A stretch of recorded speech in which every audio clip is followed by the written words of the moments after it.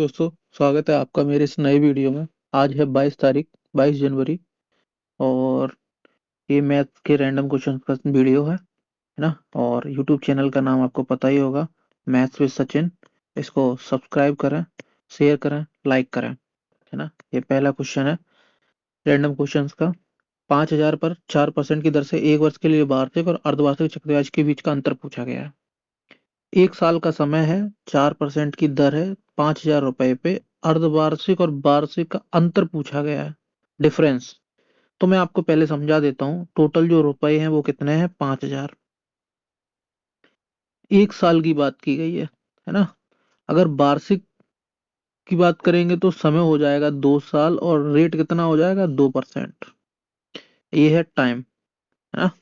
अगर अर्धवार्षिक की बात करेगा तो समय कितना हो जाएगा? ये दर थी 1 साल, और दर कितनी हो जाएगी? दर हो जाएगी 2%। ये कैसे निकाला तो मैं आपको बता देता हूँ। आपको पता होगा कि जब चक्रवृद्धि वार्षिक और अर्धवार्षिक रूप में काउंट होगा तो समय डबल हो जाता है और दर आधी हो जाती है। दर 4% थी तो दर रह गई है 2%, और एक साल के लिए था तो समय हो गया 2 गुना। ऐसे ही अर्धवार्षिक निकालेंगे तो अर्धवार्षिक में क्या होगा? समय हो जाएगा डबल, दर हो जाएगी आधी, 2%। अब आपको एक चीज और पता होगी। अगर वो आपसे कहे कि एक वर्ष का चक्रवृद्धि ब्याज और साधारण ब्याज का अंतर बताओ, तो वो हमेशा क्या होता है? जीरो होता है। साधारण ब्याज और चक्रवृद्धि ब्याज में सिर्फ इतना ही फर्क होता है, चक्रवृद्धि ब्याज में एक साल में जो भी ब्याज हो जाता है अगले साल उस ब्याज को भी मूलधन में जोड़ देते हैं, और जो भी ब्याज होता है, इंटरेस्ट जो होता है, वो कैपिटल में जुड़ जाता है। फिर अगले साल क्या होता है? दूसरे साल चक्रवृद्धि ब्याज में जो ब्याज पहले साल मिला होता है उस पे भी ब्याज मिलता है। अगर हम आपसे बोले कि एक साल का निकालो, तो आप बोलेंगे भैया 5,000 रुपए पे एक साल का 2% की दर से जो ब्याज आएगा वो कितना आएगा? तो आप बोलेंगे भैया 100 रुपए आएगा। तो ये 100 रुपए जो है वो साधारण ब्याज में भी समान रहेगा और चक्रवृद्धि ब्याज में भी समान रहेगा, तो कोई अंतर ही नहीं आएगा, है ना। अब क्या होगा? अगले साल 100 रुपए तो ब्याज आएगा ही, ये तो आएगा ही। होगा क्या? जो ये 100 रुपए था उस पे और ब्याज आएगा 2% की दर से, तो कितना आएगा? 2 रुपए। तो पहले साल में ब्याज कितना आया? 100 रुपए। और दूसरे साल में जो ब्याज आएगा वो कितना आएगा? 102 रुपए। तो अंतर कितना हो गया? 2 रुपए का। अंतर वही होगा जो दूसरे पहले साल में जो ब्याज था उस पे 2% की दर पे जो ब्याज आएगा 2 रुपए, वही अंतर बनेगा जाके। मैं आशा करता हूँ कि आपको समझ में आया होगा। अगर नहीं समझ में आया तो इस वीडियो को आप फिर से देखना, इस क्वेश्चन को फिर से समझना। अगर आपको नहीं समझ में आता कमेंट्स में बताइएगा, मैं इससे रिलेटेड और भी क्वेश्चन आगे आने वाली वीडियो में करा दूंगा। नेक्स्ट क्वेश्चन है दूसरा। यहाँ पे गीता और राधा के पास पैसों का अनुपात है 7:15, और राधा और सविता के पास 7 और 16 के अनुपात है। गीता के पास 9,980 रुपए है और सविता के पास कितने पैसे हैं? तो कर लेते हैं। गीता और राधा के बाद जो पैसे हैं वो 7 और 15 के अनुपात में है। और वो कह रहा है राधा और सविता के पास कितने पैसे हैं? 7 और 16। ये कौन है? ये सविता है, ठीक है। ये सविता है। अब आप हमें बताइए, यहाँ पे राधा के पास 15 है और यहाँ पे राधा के पास 7 है, तो इनको भैया बराबर कर लें। जो मेथड है, बेसिक मेथड में उस वो समझा दे रहा हूँ पहले। तो यहाँ पे मैं कहूंगा यहाँ पे 15 का गुणा कर दो, यहाँ पे 7 का गुणा कर दो। तो यहाँ पे भी 7 का गुणा हो जाएगा और यहाँ पे 15 का गुणा हो जाएगा, क्योंकि इसमें पूरे में यहाँ पे भी 15 का, यहाँ पे और यहाँ पे 7 और यहाँ पे 7 का गुणा कर दिया। अब ये बराबर हो गए। अब उसने बेसिकली हमसे क्या बोला है? गीता के पास 980 रुपए हैं। गीता भैया ये थी, है ना, ये। तो गीता के पास कितने? 7 7 49। 49 की वैल्यू दी है आपको, कितनी दी है? 980। तो आप बोलेंगे भैया एक का मान हो जाएगा 20 रुपए। अब उसने पूछा है सविता के पास, और सविता की वैल्यू कितनी थी? ये। तो सविता बराबर कितनी है? 16 × 15। इसकी वैल्यू निकालनी है, तो एक का मान 20 था तो इसका मान कितना हो जाएगा? × 20। तो आप कहेंगे भैया 15 दूनी 30, और 3 का गुणा जब 16 में करेंगे तो 16 3 48, 480। आंसर हो गया 4800। ये क्वेश्चन है। आई होप आपको समझ में आया होगा। दूसरा तरीका मैं आपको बता देता हूँ शॉर्ट। अगर आप क्वेश्चंस में बैठे, अगर एग्जाम में बैठे और ये क्वेश्चन करना है तो सबसे जल्दी क्या करेंगे आप? ये रेशियो आपको दिया था 7 15 7 16। उसने पूछा सविता, सविता सबसे लास्ट में थी, यानी सविता की वैल्यू दी थी 16, है ना। ये जब आपके पास समय ना हो, लास्ट में 2 4 5 10 सेकंड ही बचे हों और क्वेश्चन अटेम्प्ट करना हो तो मैं तरीका बता देता हूँ। सविता का रेशियो था 16, इसका मतलब है 16 का गुणा हुआ होगा, कोई वैल्यू आएगी उसमें 16 का गुणा करेंगे तो आप देखिए 16 से काटने पे लगे वो सब कट रहे हैं, इसमें अगर हम 0 0 ये सब में कॉमन है, इसको अगर हटा दें तो 16 से कौन सा कट रहा है, 48। तो ये भी एक तरीका है इसको करने के लिए। नेक्स्ट क्वेश्चन है थर्ड। एक पिज्जा के लिए चीज और सॉस के अनुपात है 1 कप और आधा कप। अगर रमा ने एक निश्चित संख्या पिज्जा बनाने के 15 कप सॉस इस्तेमाल किया है, सॉस जो है वो कितना यूज किया है, 15 कप्स।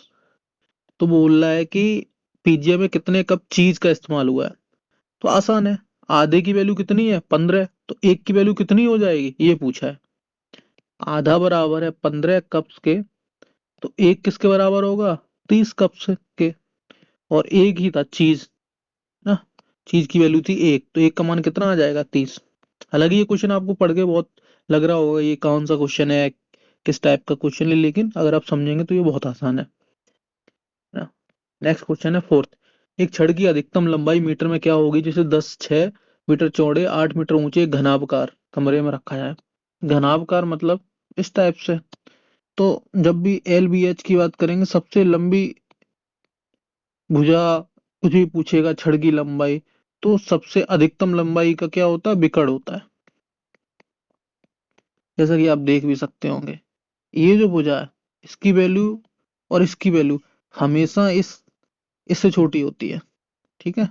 तो विकर्ण क्या होता है घनाभ का, L square plus B square plus H square बराबर अगर आप करेंगे तो 100 प्लस 36 प्लस 64, ये आ जाएगा 10√2, है ना।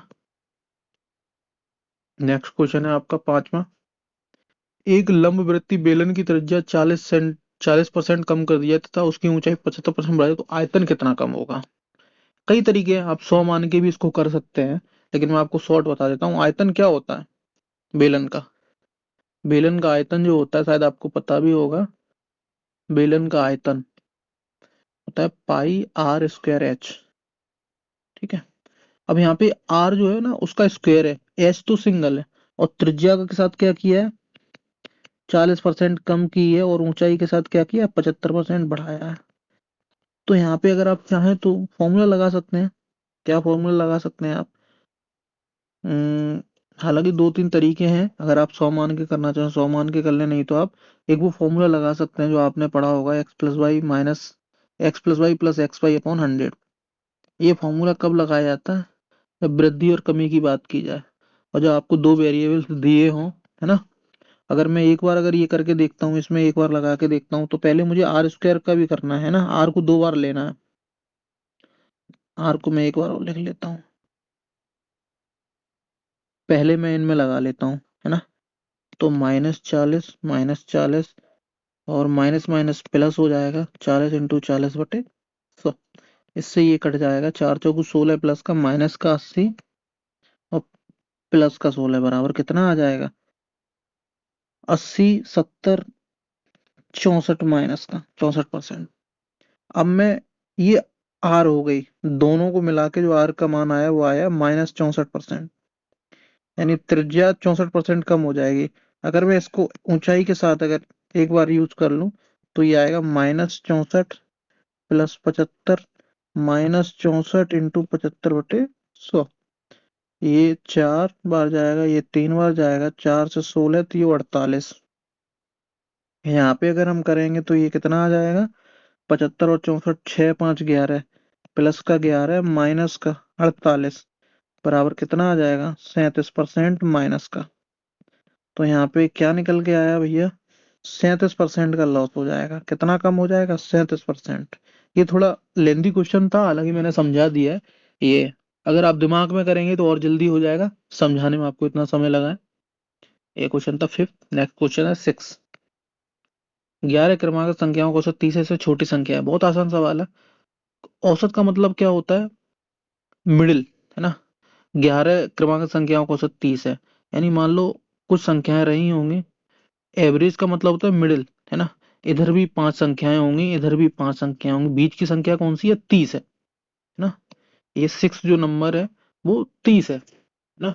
इससे पहले भी 5 संख्याएं इधर होंगी और इधर भी 5 संख्याएं होंगी, और क्रमांगत है। उसने एक बात और कही है, क्रमांगत है। तो एक एक का अंतर रहा होगा यहाँ पे सब में, है ना, इस टाइप से। तो इधर -5 हो जाएगा, तो इधर सबसे छोटी क्या होगी? 25, और सबसे बड़ी अगर बोलेगा तो कितनी हो जाएगी? 35। अब आप देख लीजिए। और औसत का मतलब भी होता है फर्स्ट प्लस लास्ट बटे 2, इन दोनों को जोड़ के जब भाग लगाएंगे तो 60 का आधा 30 आ गया। तो सबसे छोटी संख्या क्या हो गई? 25, और सबसे बड़ी संख्या पूछी जाएगी तो 35। इधर भी आप अगर एक एक करके बढ़ाएंगे तो नेक्स्ट 11th नंबर 35 हो जाएगा। अगला क्वेश्चन है 7वां। इसका आंसर मैंने आपको बता दिया ना, 25। हाँ, 7वां क्वेश्चन है, एक व्यापारी एक वस्तु को 20 रुपए में बेचकर 10% का लाभ कमाता है, तो उसके विक्रय मूल्य कितना बढ़ाना चाहिए ताकि उसे 25% का लाभ हो? आसान सवाल है। जैसे मान लो उसकी वैल्यू 100 रुपए थी, है ना। नहीं, यहाँ पे तो दी हुई है तो हम मानते नहीं है। वो कह रहा है हमसे, क्या कह रहा है कि 20 रुपए में बेचकर 10% का लाभ होता है, तो क्रय मूल्य कुछ रहा होगा, उस पे 10% का लाभ कब हो रहा है? जब वो 20 रुपए में बेच रहा है। तो अगर बोलेंगे भैया खरीदा कितने में होगा, तो आप बोलेंगे इस बिंदी से बिंदी 200/11 में खरीदा होगा। अब वो कह रहा कितना और बढ़ा दें ताकि 25% का लाभ हो, तो 200/11 का ही 125% निकाल दें हम। तो ये 5/4, 4 से तो 250/11। तो आप बोलेंगे भैया 1130 सही निकाला है ना। उसे अपना विक्रय मूल्य कितना बढ़ाना चाहिए ताकि, अच्छा ओके, विक्रय मूल्य बढ़ाने का बोल रहे हैं, कितने परसेंट? 25%। रुपए में पूछा है ना। अच्छा ओके।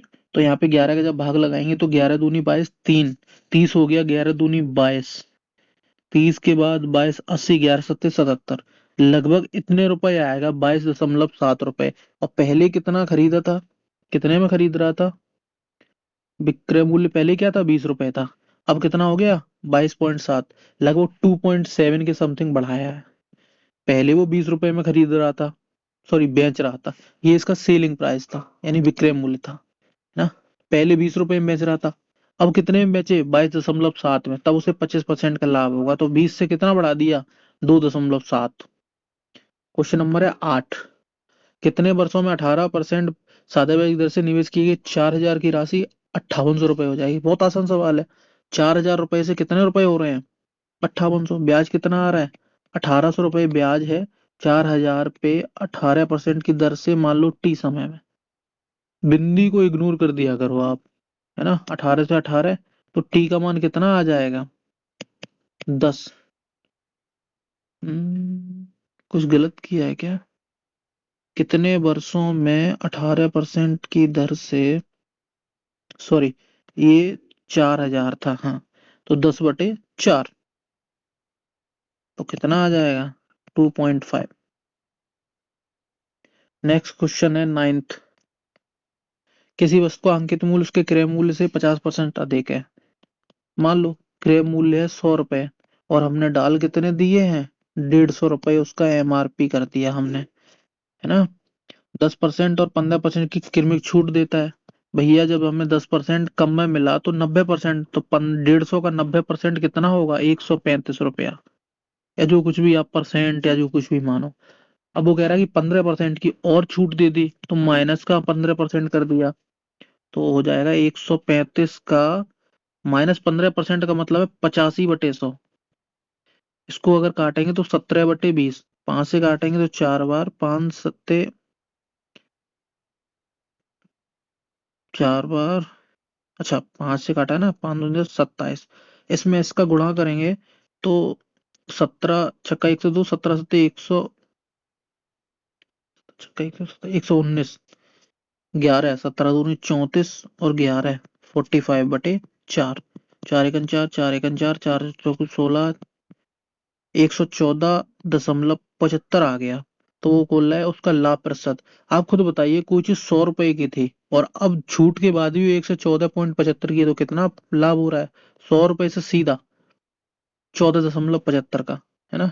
ला परसेंट हो गया। इस वीडियो में उतना ही, और ये वीडियो यहीं पे समाप्त करते हैं। और आप प्लीज लाइक करिए, शेयर करिए एंड सब्सक्राइब करिए इस चैनल को, ताकि आने वाले सभी क्वेश्चंस को मैं आपके बीच लाता रहूं। Bye bye, take care.